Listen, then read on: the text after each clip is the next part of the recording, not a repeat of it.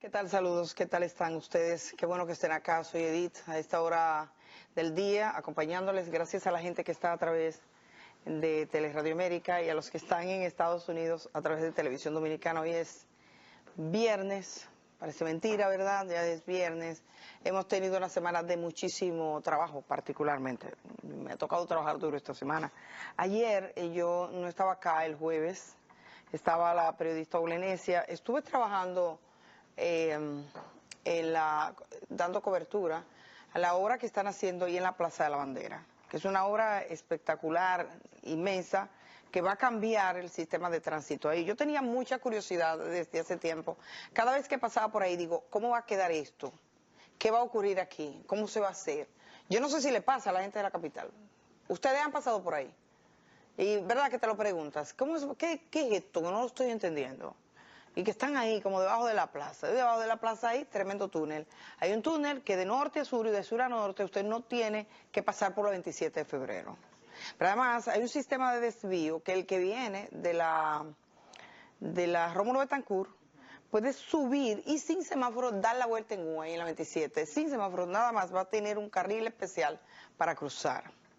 Y el túnel, yo me preguntaba, ¿por qué el túnel me parece diferente al del 27 de febrero? O sea, ¿qué me hizo sentir distinto? Porque yo había ido para ver el espacio antes de que se produjera ayer finalmente la entrevista. Y entrevisté al ministro de Obras Públicas, a Eduardo Estrella, que dio todos los datos en el terreno, caminamos y todo eso. Pero digo, ¿qué pasa ahí que yo siento algo diferente en el túnel? Bueno, es la altura, es mucho más alto que el de la 27 de febrero. Cuando yo paso por la 27 de febrero, miro y veo el techo ahí mismo, allí no, allí estaba, es amplio, se siente la amplitud, de hecho los colores escogidos. Pero bueno, eso yo lo voy a presentar el lunes en la mañana, también he reservado una parte para acá.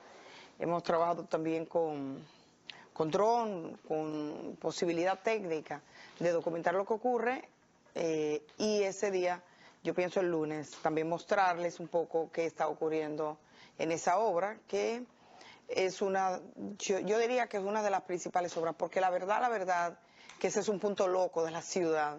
Cuando uno va entrando a la ciudad, ay mi madre, ahora ya con el paso a desnivel ha mejorado mucho, de este a oeste, y ahora, entonces, de sur a norte, de norte a sur, saca todos esos vehículos del medio y yo creo que podría contribuir.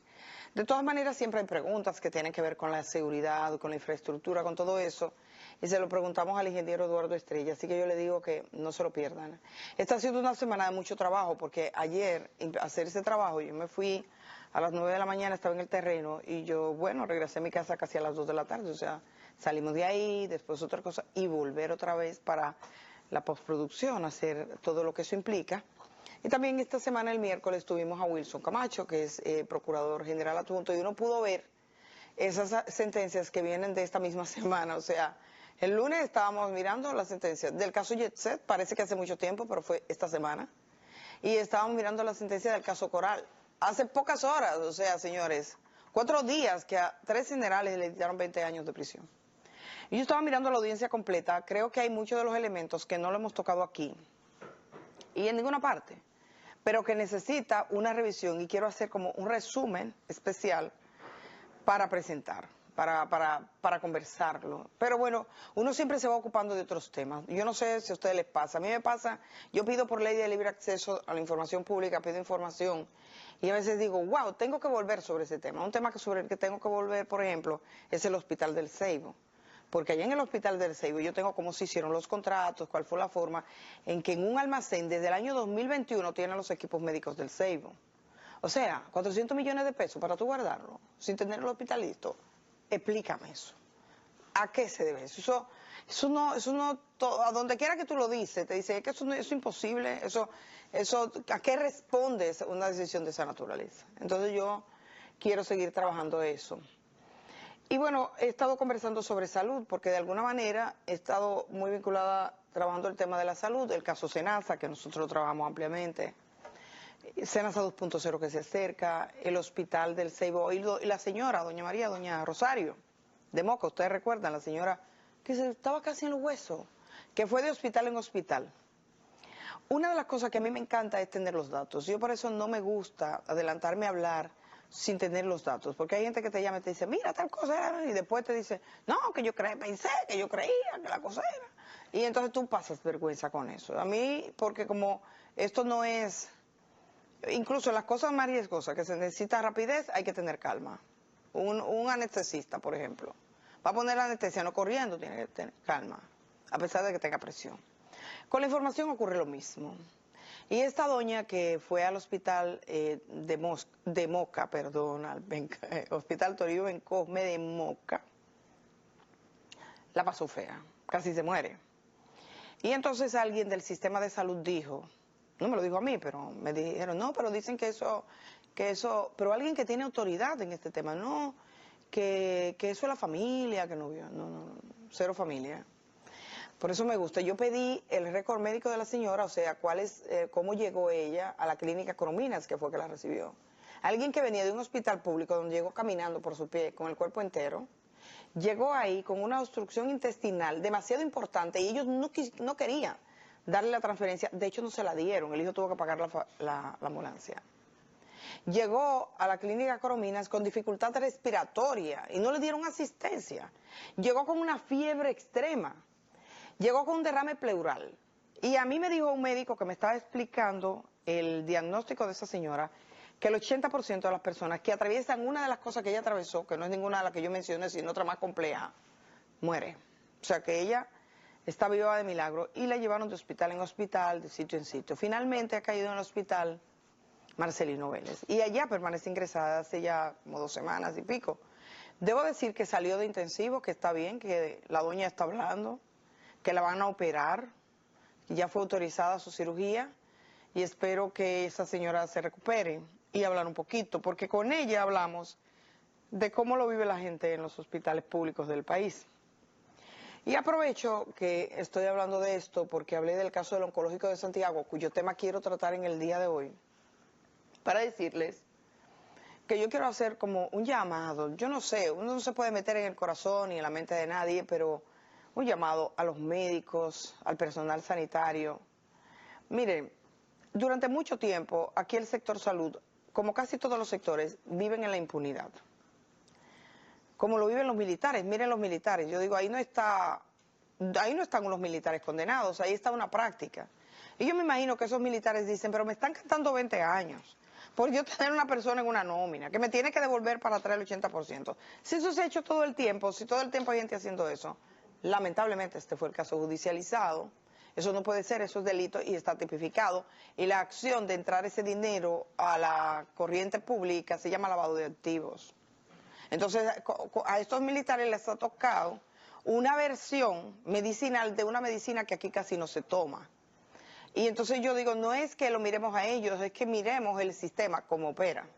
Eso en cuanto a los militares. Pero ¿qué me dicen respecto a la salud? Yo espero que el Ministerio Público sea capaz de atrapar a los médicos que pusieron 5 stents a gente que no lo necesitaba, que pusieron 3 stents a gente que no lo necesitaban, que hicieron cateterismo para gente paciente que ellos sabían y no lo necesitaban. Y me escribía una amiga desde Estados Unidos, Wilma Tamayo, y me recordaba el caso del doctor Melgen en Estados Unidos, que dividía las gotitas de los ojos, lo dividía para pacientes y fue preso, fue indultado, pero no puede ejercer la medicina y pagó una consecuencia en Estados Unidos. O sea, lo que ha pasado en el oncológico de Santiago. Entonces, frente a unas decisiones de esa naturaleza, no se vale decir, como se dice aquí popularmente, que se dice, yo no sé si ustedes han escuchado la frase, ¿ustedes lo han escuchado? Esa que dice que el chivo se amarra por donde diga el jefe, el dueño, aunque sea Jorge. Eso es el chivo, que es una cosa cruel porque es un animal. Tú no debes amarrar a un chivo para que se ahorque nunca. Ponte a pensarlo, ¿no? ¿Cómo tú vas a amarrar a un chivo para que se ahorque? Aunque te diga un dueño, porque el dueño no es el dueño del chivo. Ahora, si es que tú estás hablando de que una olla tú la pones aunque se caiga, sí, pero es una vida. La vida animal, e incluso la vida animal tiene derechos. Si no habla con la magistrada Rosana Reyes, vayan y amarren un chivo para que y venga uno de esos fiscales, ahí le han cantado mucho por creer que los animales no tienen derechos. O sea que hasta los animales tienen derechos, es una frase que no es buena. Y en el ámbito hospitalario ocurre igual, o sea, menos de que, me dieron la orden, y que yo obedecí orden. No, no tiene que obedecer esa orden. Entonces me he enterado que se siguen haciendo procedimientos irregulares, lo estoy diciendo serio, porque yo no puedo, hay un problema con esto. ¿Cuál es el problema que yo confronto con los temas de salud? Y estoy siendo limpia, clara y abierta con ustedes en esta parte introductoria. Si aquí viene alguien, que generalmente viene gente y me dice, mira, está pasando esto, le pasó a mi paciente y aquí y se puede demostrar, y un médico lo documentó, pero me dice, pero tú no puedes, yo no puedo hablar. Lo primero que te dicen, yo no puedo hablar, no me puedes citar, no puedo hacer uso de su documento. Entonces, ¿qué yo tengo? La mente, el espinazo, nada, la espalda y el pecho para darlo. Y bueno, yo aquí con mi pecho y mi espalda sustento esto. No puedo, papá, porque necesito gente que se haga responsable y que diga, o por lo menos que me deje utilizar la documentación o lo que sea. La mayor parte de la gente no quiere denunciar. Eso es muy triste porque la gente entiende que ya yo salí de mi problema y se lo digo a un periodista, el periodista que lo averigüe, pero además el periodista es de goma, porque piensan que es que tienen un riesgo. Eso viene como de la dictadura. Yo creo que la dictadura deja una herencia de miedo. Un miedo, o sea, como me decía un taxista alguna vez, usted no tiene miedo del trabajo que usted hace. Le digo, bueno, usted debería tener más miedo de ser taxista, porque el año pasado mataron 27 taxistas en el país.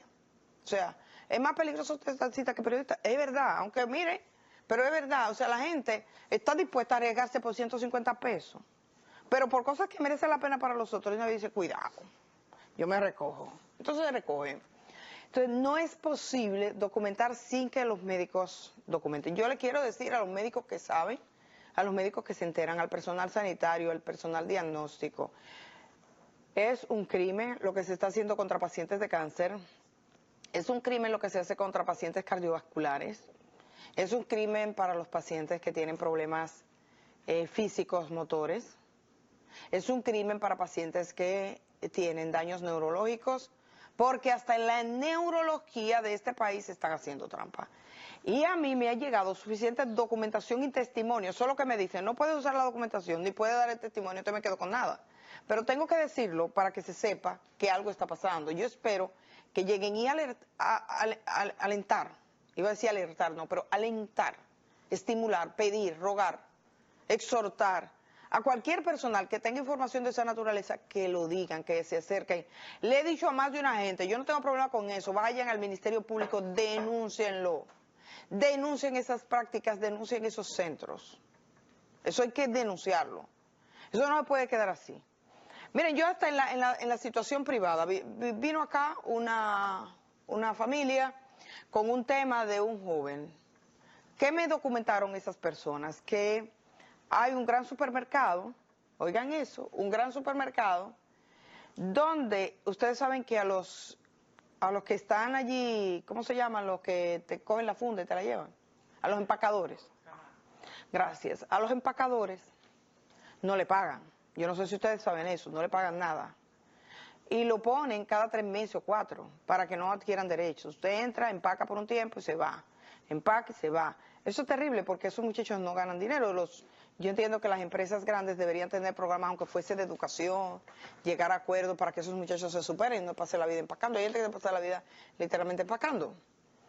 Bueno, pues hay un lugar acá en Santo Domingo que los empacadores, que no le pagan dinero, lo que hacen es que hay una mafia, o había una mafia, yo creo que se desbarató, y tienen que pagarle a los que controlan la lista de los que van a entrar unos miles de pesos para que le dejen entrar.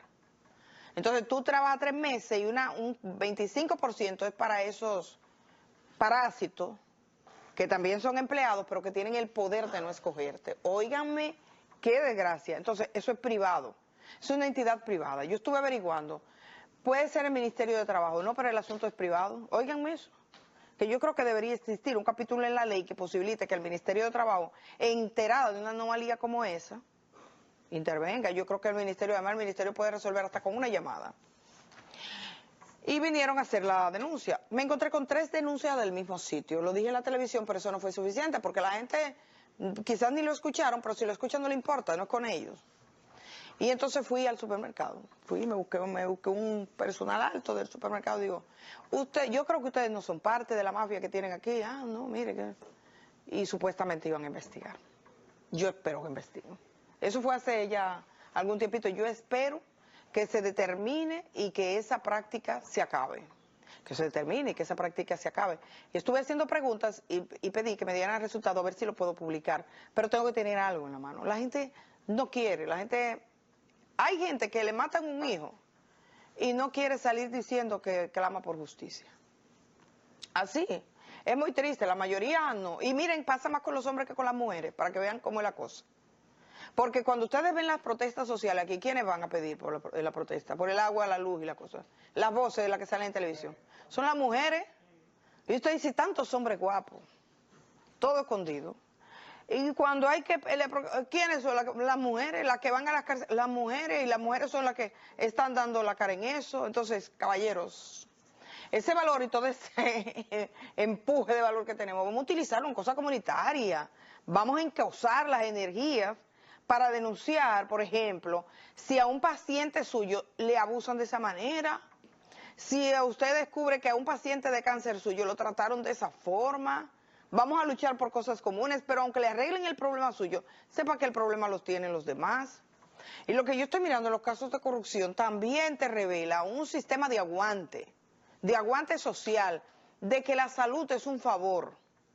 El que va y le niegan un medicamento, el que va y en una terapia le dicen que le están dando solo la mitad del medicamento, creen que es una desgracia, que es un destino, que es que le toca. No tiene por qué tocar.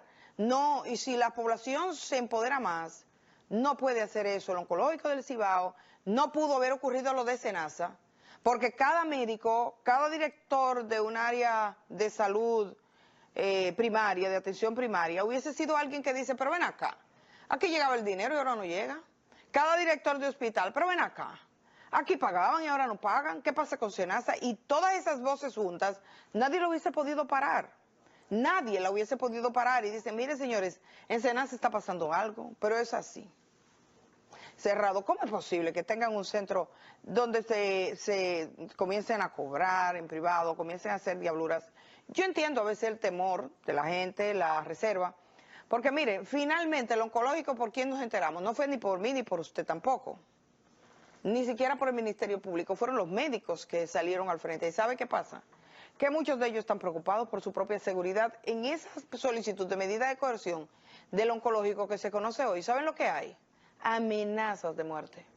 Amenazas a un señor que trabaja ahí, se acercó a alguien y le dijo, oye, si tú sigues hablando, a mí me ofrecieron un dinero para que te dé tanta heridas. Amenazas.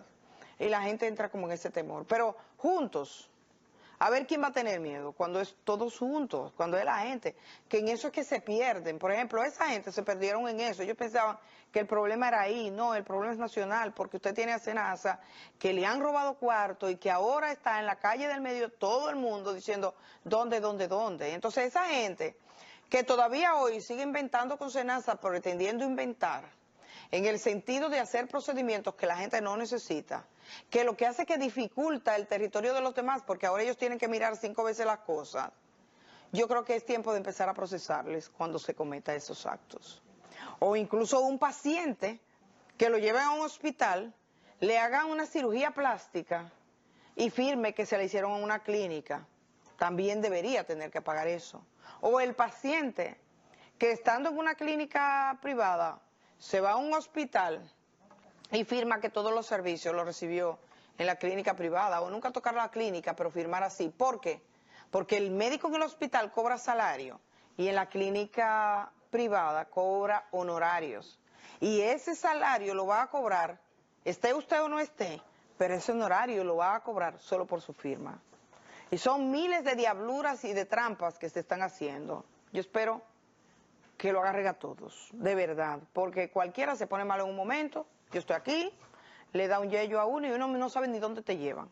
Donde decidan los camarógrafos, por ejemplo, donde usted está en un supermercado, se cayó, y lo agarran y lo entran en una clínica. Y usted no sabe si lo están llevando a la clínica que se dice es la zona franca de los cateterismos en la ciudad.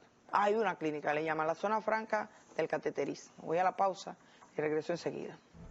Miren, vamos a hablar del oncológico de Santiago. Hoy le conocen las medidas de coerción a las personas imputadas, que son 3, Entonces yo he compartido unas gráficas, voy a mirarlo así rápidamente con algunos detalles de lo que ocurría con el oncológico. El oncológico de Santiago es un hospital que surgió del apoyo, digamos, y de la decisión de toda la población del Cibao, y particularmente la gente de Santiago.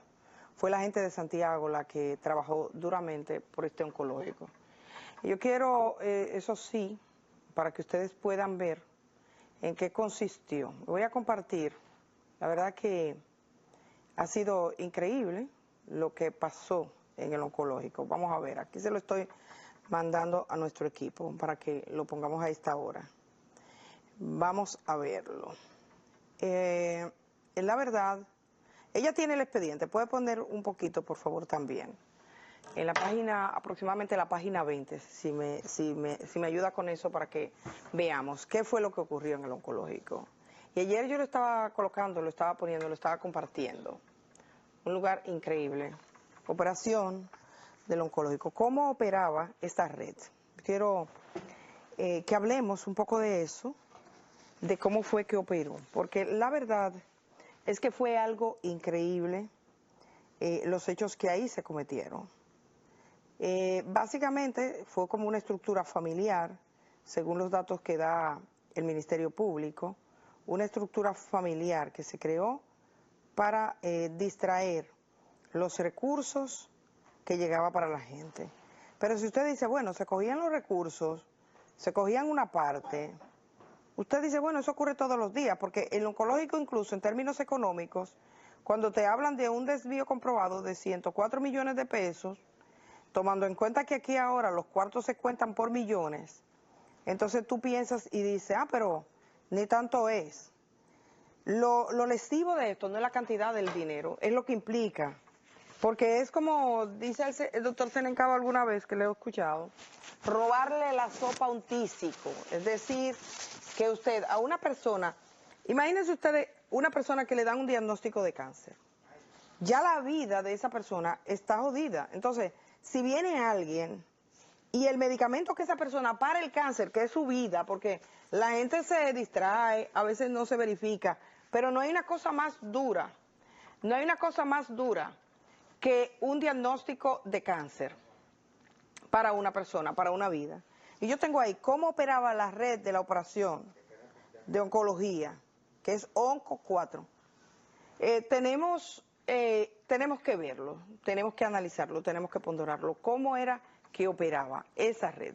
Una red que se estructuró de forma increíble durante los últimos años alrededor de una persona, según lo que dice el Ministerio Público. Siempre estamos siguiendo ese testimonio.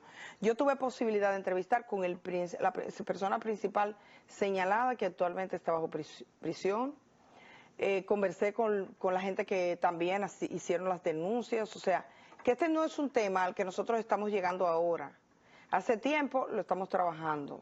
Lo que pasa es que el Ministerio Público tiene unas posibilidades de investigación que documenta, por ejemplo, cómo corrió el dinero, cuánto tenían las cuentas. Hay mucha gente en Santiago extrañada de negocio por 100 millones de pesos, por ejemplo, que tenía una de las imputadas. Y yo voy a ir con las gráficas ahora solo para mostrarles a ustedes. Y si pueden, se me acercan por acá a ver cómo lo muestro, que yo quisiera que la gente pudiera verlo. Ustedes tienen una cámara aquí, venga aquí. Y voy a entrar directamente a este documento. Vengan acá, chicos, para que lo veamos. ¿Cómo lo vamos a ver? Aquí está. Vengan acá para que lo veamos así, de manera directa. La anatomía de esta tragedia, el oncológico. Evasión regulatoria, mutilación estructural, sobrecarga ciega. Entonces, aquí tenemos, vamos a ver, un momentito. Ok, ahí está. Anatomía de un fraude, que es una verdadera tragedia. El patronato cibaeño fue prácticamente secuestrado. Durante los años 18 al 25, que fueron los años bajo estudio, se analizó cuánto dinero había recibido el patronato. ¿Cuánto dinero recibió el patronato? ¿Cuánto dinero a lo largo de esos años, sobre todo de SENASA? Bueno, pues recibió más de 3.000 millones. Aquí tenemos Héctor Antonio Lora Cruzeta, el presidente durante los años 18-25, al mismo tiempo era tesorero. Dilcia Isabel Vargas Sánchez, ex esposa y ex vicepresidenta, conectada también a ellos. Instituto Oncológico, y Luisa Yaciris Guzmán de Lora, actual esposa. Tenían unas fundaciones que según el Ministerio Público eran de fachada, todo era entre esa misma gente, esa era la estructura. Seguimos con la siguiente, para que ustedes vean. Vamos a ver el recorrido, digamos, y una de las partes más importantes es la económica. De los años 2018 a 2025, SENASA pagó al oncológico 3.754 millones de pesos. Claro, eso fue subiendo. Cada año la cantidad era superior en el 2025. O sea, se iba duplicando cada año. Y ustedes saben que SENASA entró en un periodo de deterioro. Desde el año 2000, finales del 20, 21, comenzó una fiesta, 22, que coincide con el tramo de poca inspección también, porque no necesariamente los que estaban aquí en SENASA, que ahora figuran imputados, se fueron allá a coger ahí en el instituto, sino que como todo se puso débil, la vigilancia, la verificación, porque tú estabas en otra cosa, tú no estabas trabajando para la gente, pues los procesos se relajaron. De modo que vamos a encontrar que hay gente ahí que sencillamente le tomaron la firma a un médico, le hicieron un sello del médico y lo firmaban como que el médico había hecho ese total de indicaciones. Cualquier aseguradora de riesgo que está administrando riesgo, administradora de riesgo, se da cuenta cuando los patrones se salen de control. Tienen unos patrones. Bueno, ¿cuántas veces se enfermedad? ¿De qué se enfermedad? ¿Sabes de qué te enfermas tú? Pero ahí parece que se vulneraba todo. O sea, ¿por qué te están haciendo todos esos análisis? Ustedes no ven cuando le dicen que ve, aprueba antes. Bueno, es por eso, porque las administradoras de riesgo tienen que asegurarse también. A veces a uno le resulta molesto, pero es eso.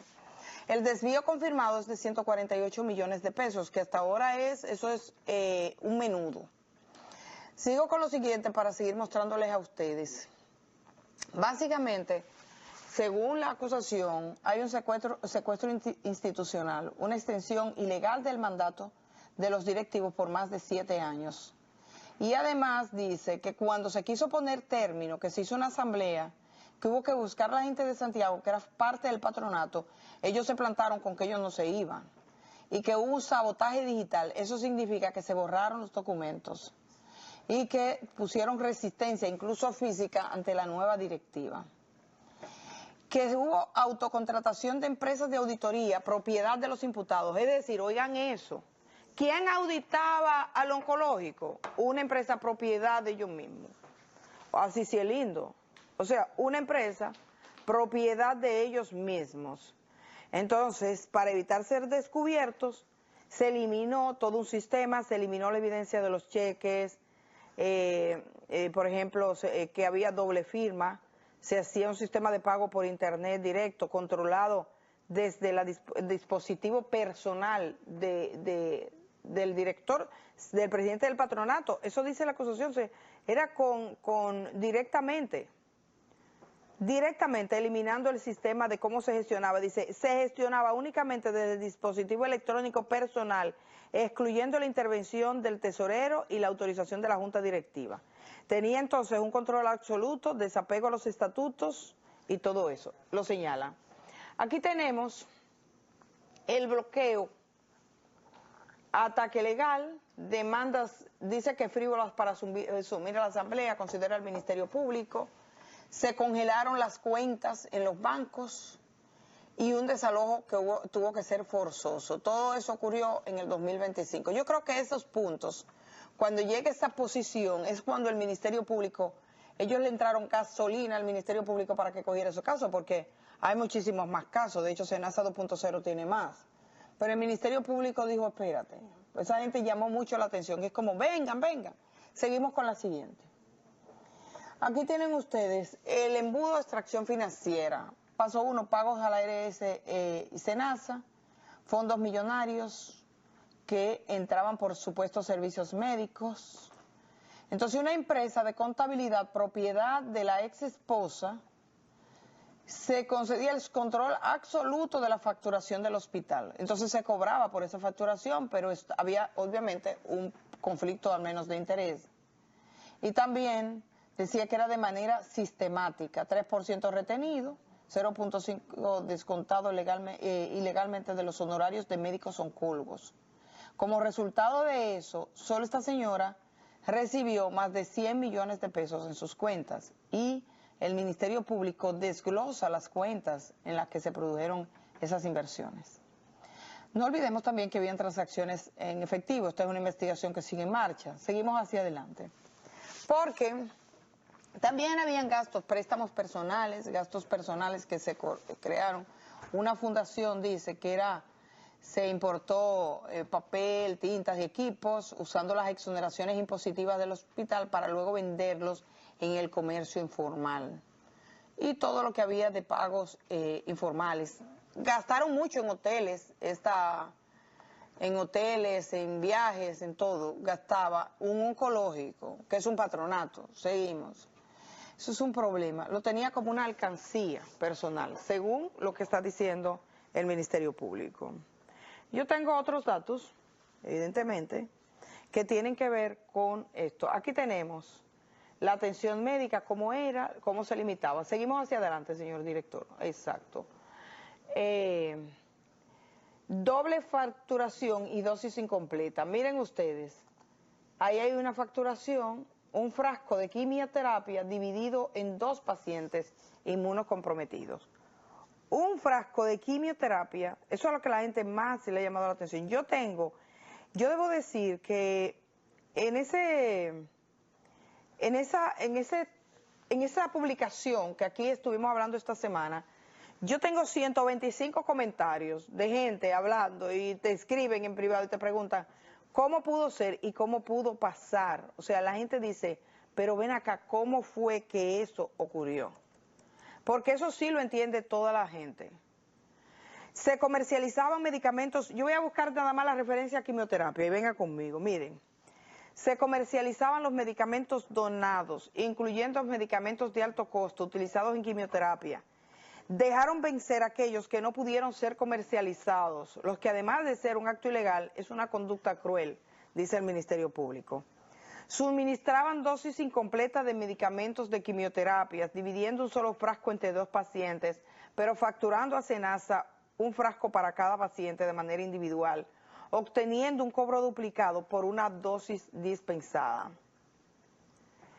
Como consecuencia de dicha prohibición, los medicamentos donados eran comercializados por el imputado Lora Cruzeta y aquellos que no lograba vender, incluyendo medicamentos de alto costo utilizados en quimioterapia, eran almacenados en un área que en algún momento funcionó como archivo del centro hasta que se vencía, constituyendo esto una apropiación indebida de bienes destinados a pacientes en condición de vulnerabilidad, dice el Ministerio Público. En el área de quimioterapia ambulatoria del centro, por órdenes del imputado, el personal de farmacia suministraba a los pacientes dosis incompletas de medicamentos de quimioterapia, que yo entiendo que eso es lo que yo le estoy diciendo al personal. O sea, por favor, dividiendo un solo frasco entre 2 pacientes, pero facturando al Senasa un frasco completo para cada paciente de manera individual, obteniendo el cobro duplicado. Luego, para la quimioterapia, como consecuencia de la privatización ilícita de las habitaciones que se privatizaron, se cobraba entre 3.500 y 5.000 pesos, los pacientes oncológicos que no podían costear una habitación privada, ni esperar la disponibilidad en el área de emergencias o en los pasillos del centro, una situación clínicamente contraindicada, dado que esos pacientes son inmunocomprometidos, entonces esos pacientes pagaban las consecuencias, el riesgo de contraer infecciones, enfermedades en lugares de alta exposición, todo porque se había privatizado algunas áreas que no es un patronato, repetimos. Luego tenemos que en fecha 13 de junio del 2026, en virtud de una resolución judicial en Santiago, se realiza un allanamiento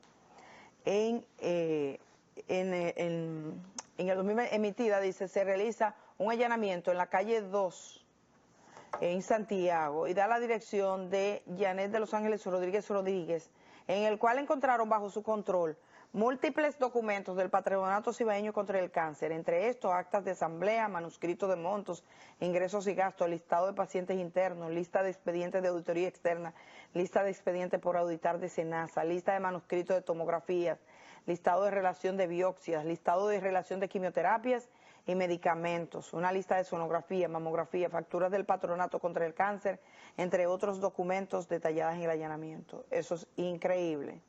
Eso es increíble, o sea, cómo se manejaba todo este tema. Hay otros datos con respecto a la quimioterapia, la manera en la que se facturaba, la manera en que se tramitaba este tratamiento. Se le ponía la dosis que el médico prescribía al otro paciente que llevaba el mismo medicamento, se le ponía el sobrante de la preparación previa. Y esos productos se quedaban intactos y se llevaban a farmacia para ser vendidos otra vez. Oh, Dios mío. Aquí hay una lista de relación de personas incluso que recibieron de quimioterapias desde el 2018. Tengo entendido que hay un análisis de las autoridades regulatorias ahora mismo. Esto es un proceso que está en investigación. Dice un reporte de quimioterapia ambulatoria, un total de 15. Reportes de quimioterapias, cómo se realizaban, o sea que el Ministerio Público indagó, investigó cómo operaba, y yo me he ido solo con el tema de la quimioterapia, porque a mí me parece demasiado grave. Hay un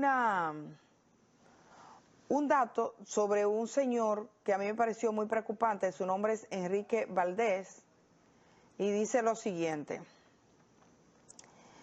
que el Ministerio Público comprobó que luego de que el imputado Héctor Lora Cruzeta salió del Patronato Cibaeño contra el Cáncer, intentó distraer documentos de su escritorio, ubicado en la que fue su oficina en esa institución.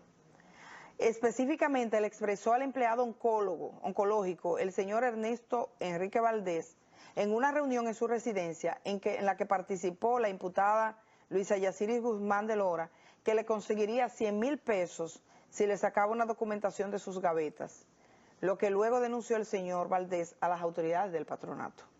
Más adelante Valdés recibió una llamada de una persona identificada como, dice, vinculada a la Fundación Tócate, quien le manifestó que le enviaban saludos los imputados.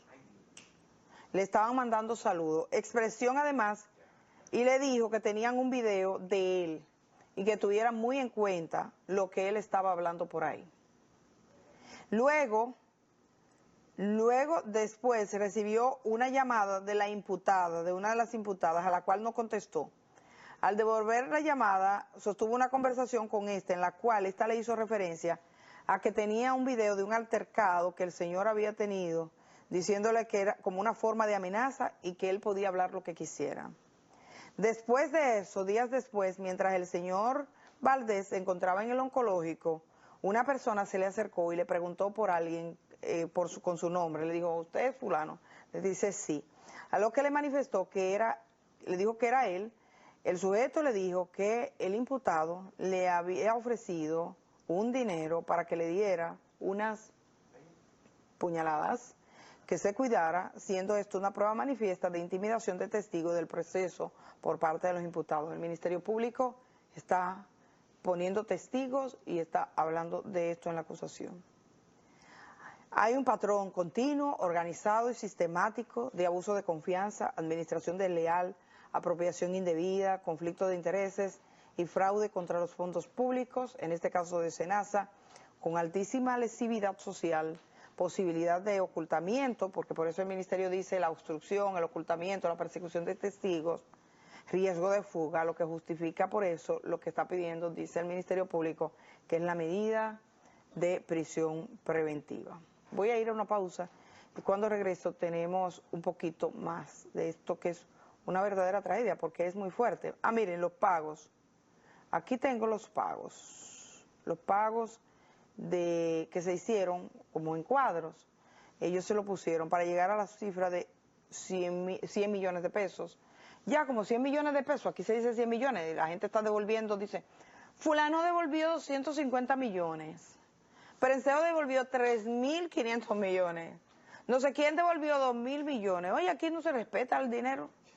O como que millones, y tú dices 100 millones, me dijo alguien, 100 millones, pero eso no es nada. Yo iba saliendo de aquí, 100 millones. Pero usted dijo, eso es como nada. No, 100 millones me lo gano yo y usted trabajando así como usted nos ve. Oh, sí. Vamos a la pausa. Digo yo, ¿no? No se lo gana uno fácil, 100 millones. ¿Cuánto compramos una casa nosotros? Y nos dicen que una casa vale 6 millones, tú te asustas. 5 millones, 4 millones, 3 millones. No, 100 millones, como que 3 millones es 100 cheles. Y la gente te dice, pero 100 millones. Ay, señores, nos estamos adaptando, que 100 millones no es nada. Porque hay uno que devolvió 3.500 millones. Una falta de respeto al dinero. Vamos a la pausa y regresamos. Un dato simple. 600.000 pesos cobraba el presidente del patronato, que no paga salario, pero era gastos de representación. ¿A quién tú estás representando para ganar 600.000 pesos mensuales? O sea, pero qué digna representación, ¿no? Porque es una entidad sin fines de lucro, 600.000, y si fuera con fines de lucro, ¿cuánto fueran? El sueldo del gobernador del Banco Central. Tendría que ser. Si fuera con lucro, entonces, 600.000 pesos. Pero además, según los datos acá, le pagaban los viajes, la comida y los hoteles, entre otros gastos. Entonces, si eran gastos de representación, ¿para qué era? Porque los gastos de representación es para usted pagar eso mismo. Entonces, para que tengan una idea, reembolsos fraudulentos y sin soporte bajo supuestos conceptos de viajes, hoteles, restaurantes y actividades diversas, erogaciones realizadas sin facturas válidas, justificación institucional o aprobación del Consejo. Y entonces aquí dice que en esos menesteres, en esos reembolsos sin soporte, se sacaron, se ascendieron, oigan cuánto, director, usted sabe que el dinero es nada, chicos, atiendan que el dinero es poco, dijimos que el dinero es nada, 20 millones de pesos de una entidad que es sin fines de lucro, para hoteles, restaurantes y viajes, sin soporte, sin soporte. La verdad que está fuerte lo de esta gente. A través de las modalidades, el imputado distrajo directamente de la cuenta del patronato la suma de 45 millones, provocando un perjuicio financiero directo. Y aquí está. ¿Cómo está cada uno? 45 millones él, Dilcia Vargas y sus empresas 100 millones, y Luisa Guzmán de Lora, Fundación Toca TR, de 2 millones, que es la que sería la que menos.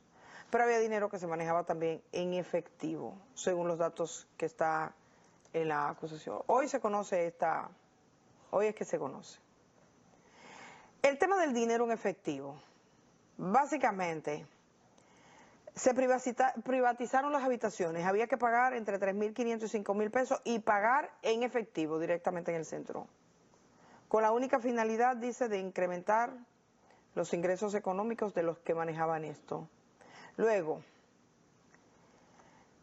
para consumar la movilización de los fondos, el dinero proveniente de los cheques de comisión eran depositados en la cuenta corriente de un banco cuando utilizaba originalmente para los ingresos en efectivo de la cafetería y el área de fotocopias de la entidad. Seguimos, el dinero en efectivo. Hay una auditoría del 2018 hasta el 2025. Dice que había un manejo personal de las cuentas bancarias y del flujo de efectivo que se manejaba en las distintas áreas, tales como farmacia, cobro de habitaciones privatizadas. Dado este flujo de dinero, un manejo poco transparente que permitía sacar dinero con facilidad porque no había un control, tanto del dinero de la cafetería como del dinero que se pagaba de las habitaciones. Y luego hay muchos datos aquí de dinero, de retiros en efectivo, del dinero que se pagaba y todo, pero yo estoy casi terminando. Entonces quiere decir que el lunes vamos a tratar un poquito más. Esta es la acusación del caso, que es como un avance del caso Senasa 2.0. Y que repito, porque es un tipo de práctica que es en la salud. Y el tema de los patronatos, eso hay que regularlo y hay que verificar. Todo lo que tenga que ver con salud tiene que verificarse. Dos cosas así breves para decirles. El tema de los medicamentos de alto costo, que Alto Costo declaraba recientemente que no daba abasto. Me han hablado varios médicos de eso, ya que estoy en salud. Es necesario aquí hacer un replanteamiento de cómo opera Alto Costo. A veces hay medicamentos de alto costo que se dan para pacientes que necesitan medicina paliativa. En todos los países del mundo hay medicina paliativa y yo he visto algunos casos. Entonces, eso debe ser sometido a algún tipo de evaluación. Y lo otro es que ustedes, no sé si se habrán fijado, me imagino que sí a esta hora del día, que en el plan anticrisis del gobierno, lo único que modificaron los legisladores es la parte que tiene que ver con los riferos.